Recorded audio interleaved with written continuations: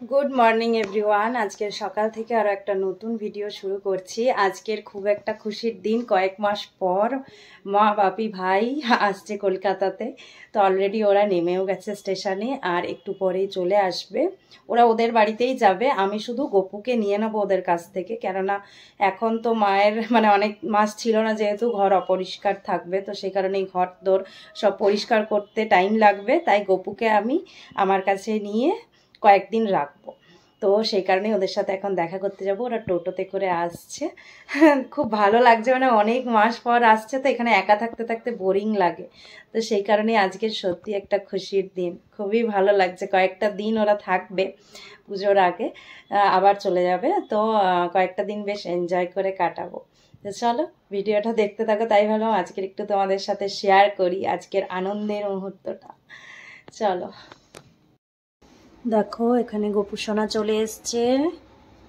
গপুর সাথে এই গপুর দেখা হয়ে গেছে। গপু সোনাকে এনে স্নান টান করিয়ে দিয়েছি ভালোভাবে, আর এরপর প্রসাদ দিয়েছি। অনেক দিন পর গপু আমাদের বাড়িতে এলো, অনেক দিন পর। আমি গপুর বাড়িতে যাই, গপু আসেই নি অনেক দিন। আজকে দুই গপুরই খুব আনন্দ, অনেক দিন পর দুজনের সাথে দুজনের দেখা হলো। প্রসাদ দিয়েছি।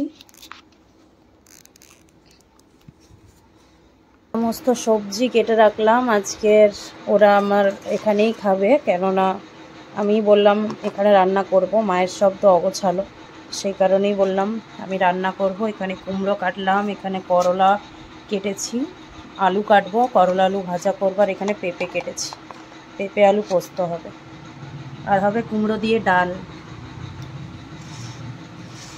এদিকে আবার বৃষ্টি স্টার্ট হয়ে গেছে, অনেক দিন পর একটু বৃষ্টি পড়ছে, অনেক দিনই প্রায় পড়েনি, আজকের একটুখানি হচ্ছে। আকাশটা যদিও মেঘলা নেই, বেশি পরিষ্কারই আছে।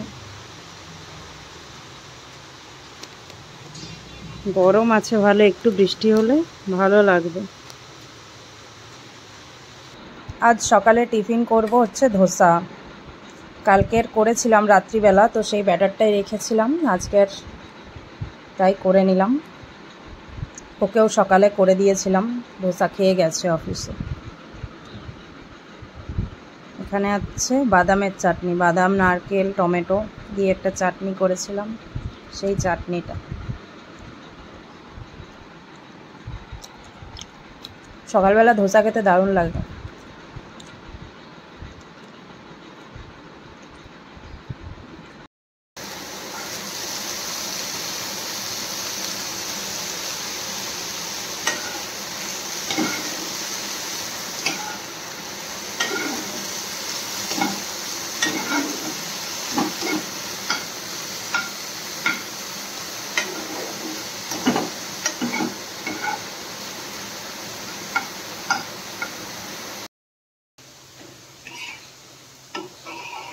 মুগ ডালটা এখন একটু ভেজে নিচ্ছি, ভেজে নিলে না স্মেলটা ভালো আসে।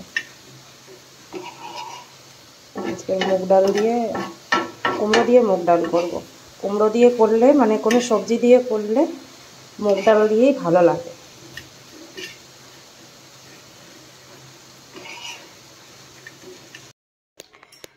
স্নান পুজো সব হয়ে গেছে, রান্নাবান্না করে স্নান করলাম, আর তার মাঝে যা বৃষ্টি হলো হঠাৎ করেই, খুব জোরে বৃষ্টি এসছে। তো কয়েকদিন ধরে গরম ছিল, খুব বৃষ্টি হয়নি। তো আজকের একটু বৃষ্টি হয়ে ভালো লাগছে, তাও গরম আছে যদিও, কিন্তু বৃষ্টি হলে বাইরেটা একটু ঠান্ডা হয়, ঘরের মধ্যেটা পুরো গরম হয়ে গেছে। তো এরপরে বাপি মা ওরা আসলেই আমরা সবাই একসাথেই খাবো। দেখো কি কি রান্না করেছি আজকের।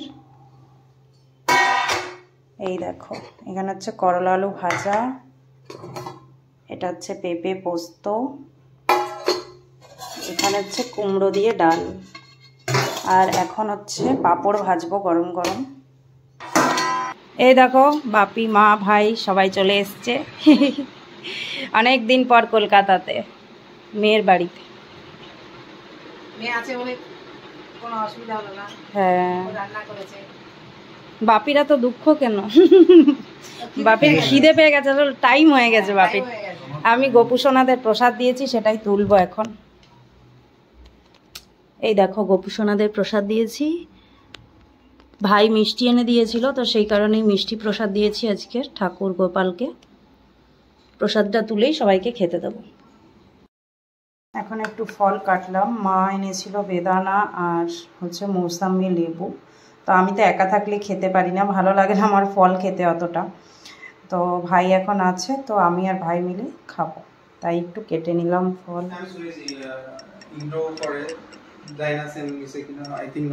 বাট ও বলছিল ক্যান্টিনে খুব নাকি ভালো খাবার, মানে অ্যাফোর্ডেবল প্লাস রান্না। এখন আমি একটু রেডি হয়েছি বাইরে যাব বলে, আর বাইরে গেলে তো টেনশন থাকে এসে পরে রান্না করব, আর আজকে ধরো এতজনের রান্না করতে হবে, দুজনের করি তাতেই টেনশন হয় যে দেরি হয়ে যাচ্ছে পাছে। তো সেই কারণেই আমি আটাটা মেখে রেখে যাচ্ছি, যাতে লেট হলেও চাপ না থাকে এসে পরে। রাতে তড়কা রুটি করব, তাই এখনই রেডি টেডি হয়ে আর এখন এই দেখো আটা মাখতে বসেছি। আটাটা মাখা থাকলে ঝটপট করে এসে রুটিটা করে দেবো, আর তরকাটা করতে অতটা টাইম লাগে না। একটু মার্কেটে যাব, অনেকদিন মানে মায়ের সাথে যাইনি, তো মা যাবে একটু লেন্স কাটে, মায়ের চশমাটা কাঁচটা ভেঙে গেছে, তো সেইটাই চেঞ্জ করতে যাবে। আর দেখি যদি কোনো মার্কেটে যাই, তো বুঝতেও পারছি না, তো মায়ের সাথে অনেকদিন বেরোনো হয় না, এখানে তো আসে না ওরা, আর এখানে থাকে না, তো সেই কারণেই ভাবলাম যে আজকে যখন ওরা বেরোচ্ছেই তখন একটু বেরোই, নইলে প্রত্যেকদিন সন্ধ্যাবেলা বাড়িতেই থাকি, ও তো অফিসে যায়, আর আমি একা একা কতই বেরোবো, একা একা ভালো লাগে না ঘুরতে। তাই আজকের একটু বেরোবো, অনেকদিন পর মায়ের সাথে বেরোচ্ছি, দারুণ লাগতো কিন্তু, মানে মায়ের সাথে বেরোতাম, খুবই একটা আলাদা দিন ছিল। পুরোনো দিনগুলো না, যে দিনগুলো চলে যায় সেইগুলো না খুবই মনে পড়ে, মানে খুব সুন্দর সেই দিনগুলো। মানুষ অনেক হিংসা বিদ্বেষ ঝগড়াঝাটি করে, এখনকার পরিবেশটা অনেক কলুষিত হয়ে গেছে, মানুষের মনে এত হিংসা রাগ অভিমান এগুলো মানে বেশি, মানুষ এইগুলো ধরে রাখছে ভালোবাসার থেকে। আগেকার মানুষের মধ্যে অনেক ভালোবাসা ছিল, যেগুলো আমরা দাদু দিদা যখন ছিল, এখনো যদি দাদু এখনো যদিও আছে, যখন দাদুদের সময় ছিল মামার বাড়িতে, তখন কিন্তু খুব ভালো লাগতো। কিন্তু এখন না কোথাও যেন সেরকম ভাবে ভালো লাগে না, মানে যতই ভালোবাসুক যাই করুক, এখন সেই ফিলিংসটা আর আসে না। তো যাই হোক, যে দিনগুলো পেরিয়ে যাচ্ছে, এখন এই যে বাবা মা আছে, এই বাবা মায়ের ভালোবাসাটা কিছু বছর পর আর মানে ভালো লাগবে না, তখন তো আর পাবো না, এতটা ভালোবাসা তো আর পাবো না, না সবই চেঞ্জ হতে থাকে। তাই যে দিনগুলো পেরোচ্ছে সেগুলো আনন্দ করে কাটিয়ে নেওয়াটাই ভালো, হাসি মুখে। মানুষের দুঃখ তো থাকবেই, কিন্তু সেই দুঃখটাকে ওভারকাম করে ভালো ভালো ভেবে এগিয়ে চলতে হবে, এটাই ভালো লাগে। আমাদের কি দুঃখ নেই? কিন্তু দেখো ভিডিওতে কি সব দুঃখটা প্রকাশ করি?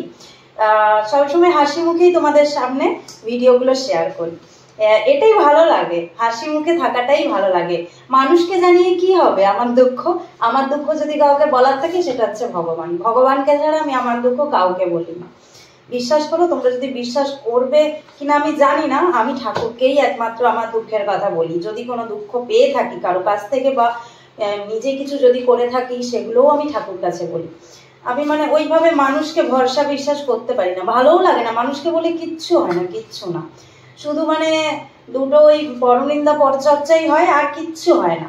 ভগবানকে বলাটাই শ্রেয়, ভগবান যদি কিছু করার করতে পারে। তাই ঠাকুরকে গোপালকে বলি, মনটাও ভালো থাকে। একা থাকি তো এখানে সব সময়, মায়ের কাছে ছুটে ছুটে যাওয়াও হয় না, আর মায়ের কাছে কত যাব। তাই নিজে নিজে একা একা থাকতে থাকতে, মানে একা নিজেকেই ভালোবাসতে নিজের মধ্যে থাকতে থাকতে একাটাই ভালো লাগে, যেন ভালোবেসে ফেলেছি একা থাকাটাকেই। তো এইভাবেই চলছে জীবন। অনেক কথা শেয়ার করলাম, কখনো করি না, কিন্তু মনে হলো যে করি। বলতে বলতে অনেক কথাই বলা হয়, মনে তো অনেক কথাই থাকে, কিন্তু সবসময় ভিডিওতে সেগুলো বলা হয়ে ওঠে না। তো যাই হোক, তোমরা হয়তো ভাববে অনেক জ্ঞান দিয়ে ফেললাম ছোট হয়ে, কিন্তু যতটা বুঝেছি ততটাই বললাম, আর কিছু বলার নেই। এবারে এটা আটাটাও তোমাদেরকে বলতে বলতে আটাটাও মাখা হয়ে গেছে। এরপরে হচ্ছে যাবো। আমরা দিয়েছি একটা পনির পাপ, নিয়ে নিবি ওটা।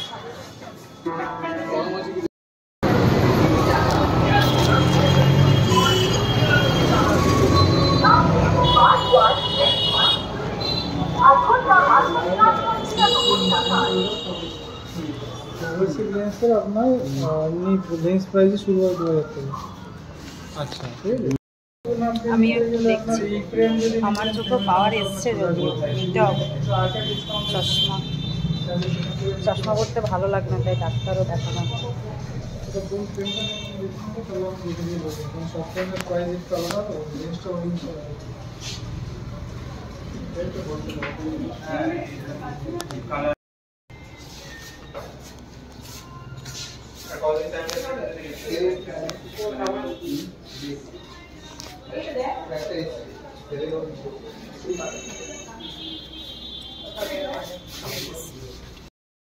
লেন্স কাটে এসে এখন সানগ্লাস দেখছি 2000, প্রাইস হচ্ছে 2000। এই দেখি এগুলোর প্রাইসও 2000। অনেক টাইপের সানগ্লাস আছে। ধর এটা ধর, এই না কোথায় ছিল রাখ। এই ফিনিশিংটা বেশ সুন্দর লাগছে।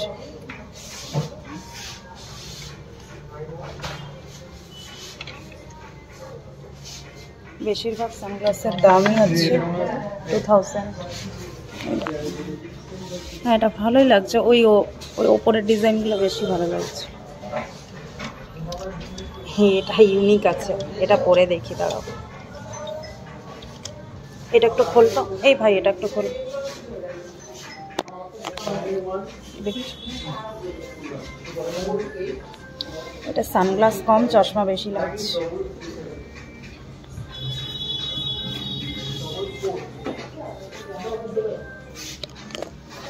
এটা চশমার মতো লাগছে।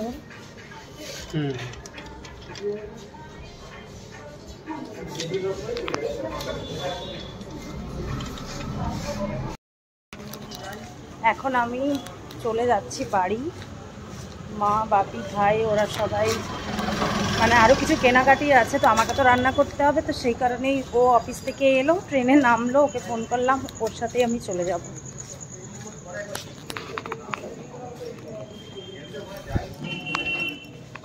ও দাঁড়াবে ওখানে।